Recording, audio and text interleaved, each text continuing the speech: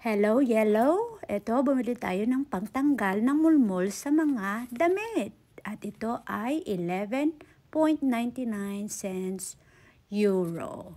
I-convert nyo na lang kung magkano yun sa peso dahil hindi ko alam. Malamang marami nito sa atin, sa mga Lazada, Shopee. Since wala naman tayo sa Pinas at nandito tayo sa abroad, ay dito muna tayo bibili. Mura lang ito sa atin siguro. Yan. Meron na siyang kasamang battery. Nung pumunta ko sa store, yung una kong nakita na binuksan ko doon wala siyang kasama. Siguro natanggal. Yan. Yan, may kasama siyang, ewan ko ano yan, basta yun. Mga instructions or for warranty siguro. Yan, mga ganyan. O, wala na. Yan. Buksan natin at ilagay ang battery.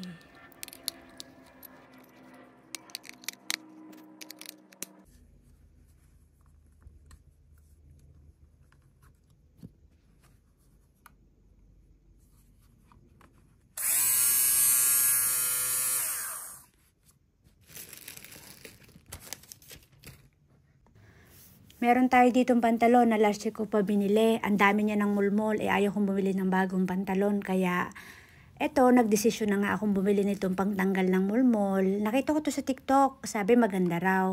Ngayon, tetestingin natin kung gaano siya kaganda at effective.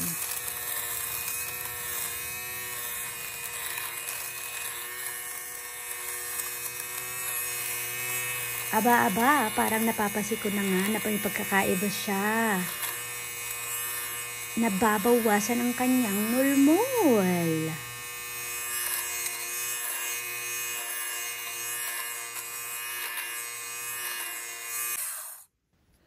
Aba, in fairness, napansin nyo ba ang pagkakaiba? Ako napansin ko. Lol. O, diba? Hindi na ako lugi sa presyo. Kasi kung bibili ako ng bagong pantalon, mas mahal. At least to. O, tingnan nyo, ang dami niyang nakuha. In fairness. O, binuksan ko pa para makita nyo talaga. O, diba? O, ano pang hinihintay nyo? Bili na kayo or order na.